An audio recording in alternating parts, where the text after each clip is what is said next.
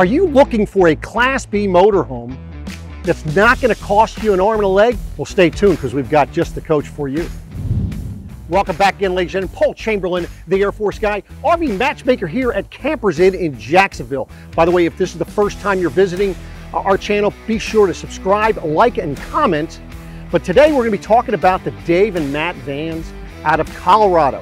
Now, they have three different floor plans at this time. They have an LV3, LV 5.1, and an LV 7.2. Today, we're going to be previewing the 5.1. So, as you can see, it's a very practical type van. It's on the Dodge Ram chassis. Notice how the ground clearance you're going to have here. Now, they do not have any running boards on here. You can always add them after the fact if you felt that you needed them.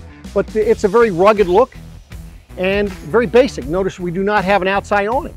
A lot of people with these Class B vans, maybe they don't use them because they're not at their van. They're out on adventures, out traveling on their bicycles or out hiking or checking out the scenery at the Grand Canyon. So let's take a look around the back here. Okay, so on the back, you're going to notice a ladder. However, as the way this is set up right now, the only reason why you use a ladder is to get up to clean the roof and maybe clean off your solar panels. This one does come with two solar panels on the roof. It is important to keep them clean, keep the debris off them, keep the dust off them for them to charge the batteries the best. Obviously, a dirty panel is not going to give you the premium output of the sun power, and that's just not going to help you much. But we'll get inside. We'll talk more about that in a bit. So you do have access to go ahead and add a roof rack system up there. It's already pre-set up for one. So again, very basic. You see, as far as for the doors themselves back here, they do open very wide, allowing you plenty of access to go ahead and put your gear inside. Now, as with most Class B vans, it does come with a hitch receiver on the back and with the connections. Most people aren't going to be towing a car with this. This is more for you if you wanted to maybe, you're towing maybe something with a motorcycle on it, maybe something with a golf cart. Maybe you're just going to go ahead and just put your gear on what we call a mother-in-law seat back here as added storage. Maybe you don't have enough room inside. So many different options you can use that Class 2 receiver for. Okay, so back here, very basic again. And what you have is there's a light. Just right here, as you can see the light, now you're able to see what you have as far as your gear down here for where you're stored. Not much happening back here. You do have some electrical outlets, your LP leak detector, and of course your breakers and fuses panels right here. Now behind each of these doors, by the way, to give you a little tool so you're able to remove these doors, are going to be for your inverter and your batteries and so forth.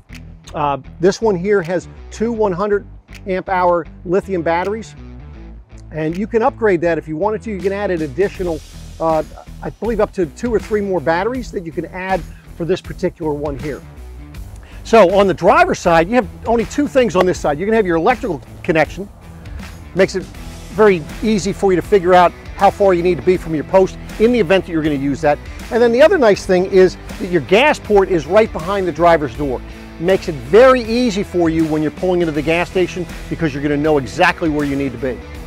Okay, let's get to the good stuff. We're going to get inside this van. So as you can see, it's very wide open when you come in. Now in this particular model, you're going to have 2 seats that you have back here, and it does have a table that'll swing. We'll get into that in a minute. Your front seats do turn around as well, so it gives you some added seating in the event that you were to have guests while you're out camping. Okay, so it's a manual seat, but it does have a few adjustments. Your back's going to adjust here, so if you want to recline, okay, that's the easy part. Moving it forward and back is just your handle in the middle. Now I'm just moving it up because I'm going to show you something else as well for when you want to turn it around. You're going to need to move it forward, but now let's say you're a shorter person and you want to get a little bit of height, or maybe you just want to sit on an inclined seat. You do have these levers right here, and if you pull on this lever, you can see now you're on an incline. Now if you wanted it to go just be up a little bit higher, you could do it that way. And then there's a lever on this side, and that just spins the seat around. Okay, so for your table has a few different adjustments. You have one where it'll spin. Okay, then of course you have it where you can go ahead and rotate it. So it's rotating here or it's rotating here. And then the third option is for height. So you can go ahead and raise it or lower it according to your needs. Now, this table can also be taken off and you can put it up in the front area just behind the driver's seat. That way there, if you wanted to go ahead and have the table for the driver and passenger area, you would be able to have that. Okay, so now you have two different seats here. You can choose where you would like to put your cassette toilet. Right now it's in this particular cabinet. If you wanted to put it in the other one, you may. The nice thing about the cassette toilet is that you're able to take it out of the box. You can go ahead and use it outside. You get one of those little tents. And then for storage, you have this option here, or if you wish, you have the other storage area. This particular one right now is storing the jack in the event that you were to have a flat tire.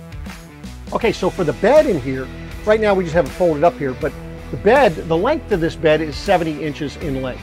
You know, your normal queen bed is 80 inches. The width of this bed is 60 inches, just like a residential queen. However, just the length, you're about 10 inches shorter. So you're gonna be kind of laying on your side, crunched up like a little baby, getting some good sleep while you're out here camping.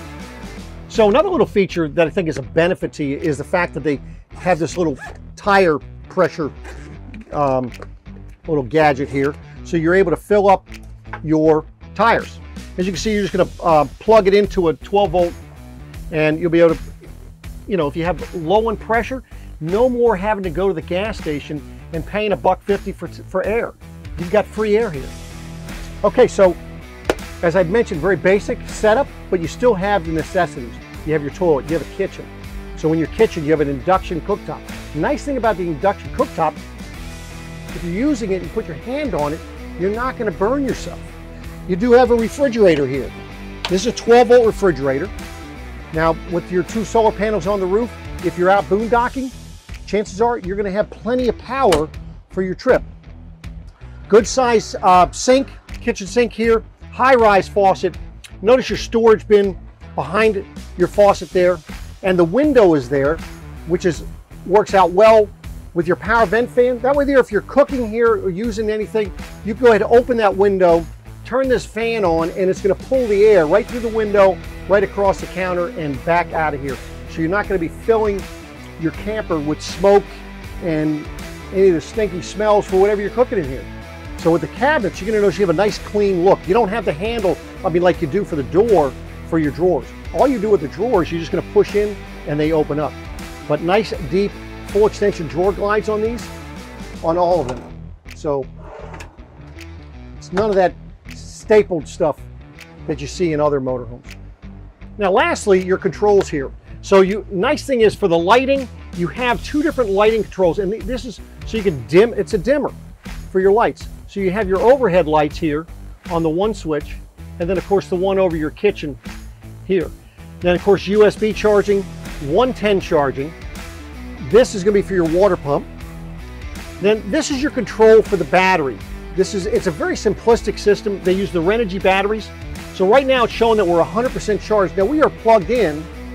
The nice thing is, in the event that we are running the air conditioner or whatever you're running when you're not plugged in, it's going to tell you exactly how much power you're using and how much longer you have if you stay current with the amount of amperage that you're using. So very easy controls here for you to go ahead and understand what is going on when it's going on.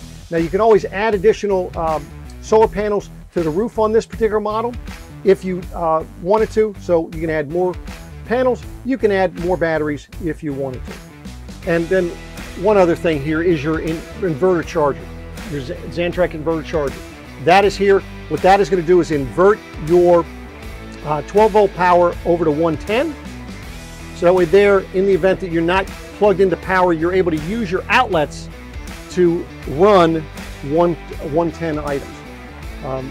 Depending on how much charge you have will depend on how long you're going to be able to run that. But again, as I'd mentioned, on your panel, it's going to show you exactly how much you're using and how long you have till it runs out. The good thing about this is that if you're not able to plug in, all you need to do is get in and drive it.